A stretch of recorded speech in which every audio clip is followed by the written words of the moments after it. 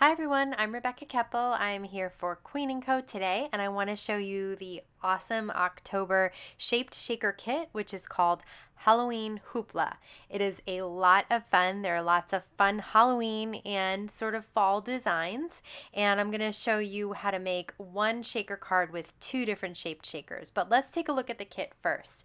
This is the 6x6 matte stack. You can see there are so many fun designs in there, and those pages are double-sided. You get 3 of the iridescent bubbles. There's an entire clear stamp set with, look at all those sentiments. Then you get all these dies. You get the cauldron, you get the candy corn, and then the broken up candy corn, and the pumpkin and the witch's hat. You get 3 foam shapes for each die.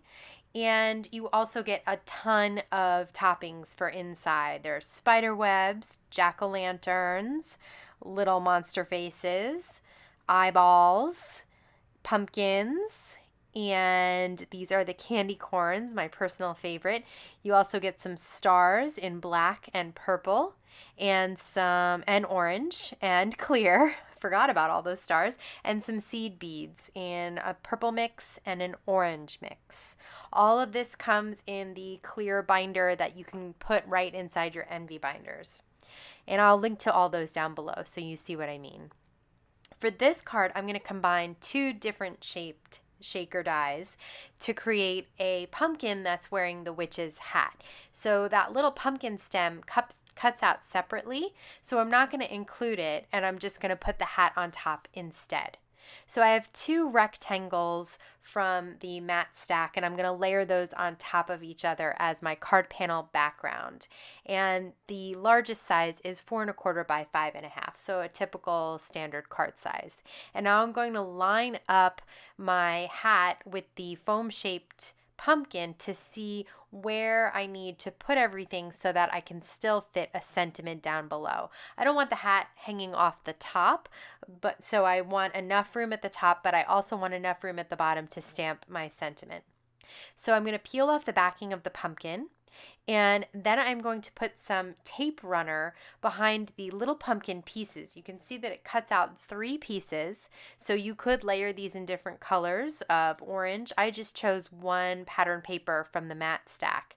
And because of the way that the top is going to lay, you're going to leave a little bit of space between the center and the 2 sides. And that is because those pieces will hang over those openings. You won't see them, but if you line things up, it just won't work. So this is how you're going to kind of try and just leave a little bit of space in between those 3 pieces. I put a little EK Success powder tool around the edge so that the shaker toppings move around, and then I just wiped away the excess with a dusting cloth. And I'm adding those little shaped pumpkins and some of the orange seed beads as well inside my pumpkin. So the next thing I'm going to do is remove the top protective layer and then add the acetate piece. All of those acetate pieces are included in the kit, and they are pre-die cut, so you don't have to do anything yourself. So then I've die cut a little piece of orange to go right on top there, and you see what I mean, how it covers up those gaps between the pumpkin pieces. And now I'm ready to make my witch's hat. So I'm just going to try and figure out if I want it straight or tilted. I kind of liked that little jaunty look of a tilted hat on a silly little pumpkin face. So I'm going to tilt the witch's hat. I'm going to pop out the center, peel off the backing, and then just tilt it onto the pumpkin there.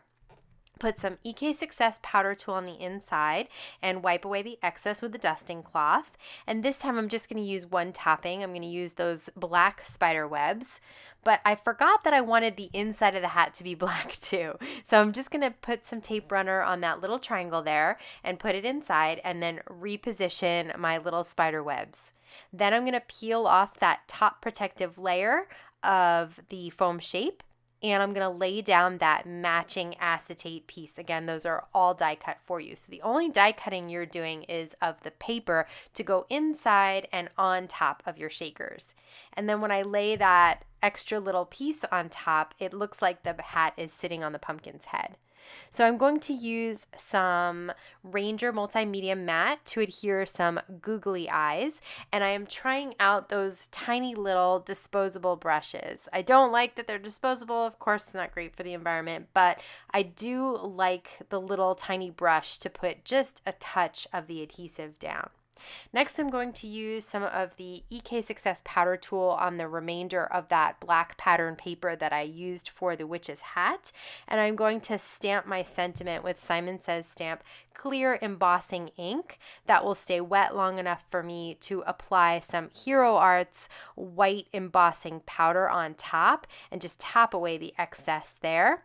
And once I feel like my sentiment is good, I'm going to heat emboss that with my heat tool, and then I just wipe away the powder once it's dry and cool. And now I'm going to trim it down, and I'm going to use the Tim Holtz Tonic Studios guillotine trimmer because I feel like I can get very close to the sentiment and have it be perfectly straight. And so you can see I'm going to put it back inside and I'm going to get even closer. I'm just going to have the sentiment hanging up against that little protective plastic piece there, and that's going to give me a really close cut. Now I'm just going to use some sharp scissors to cut in the middle and then cut tails towards the middle. And now I'm going to use some foam tape to pop this sentiment up because there's so much dimension on the pumpkin. I thought that the sentiment would get lost if it was completely flat. Next, I'm going to use some of the iridescent bubbles all along the outside of our little pumpkin. Just add some shine and just a touch of whimsy. I think it makes it really, really fun. And I love those colors of the iridescent bubbles. The green, the orange, the purple, they're just perfect for Halloween. They really pop on that background.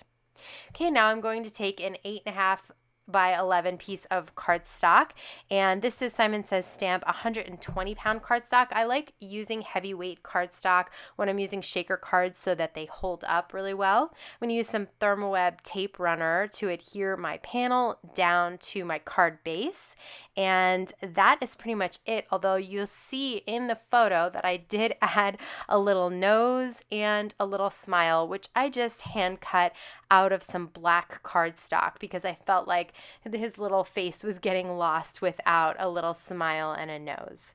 So that is one way to use 2 of the shaped shakers on a really fun Halloween card. I also made this little Hello Pumpkin card using the same kit, and you can see this has less of a Halloween feel and more of just a fall pumpkin feel.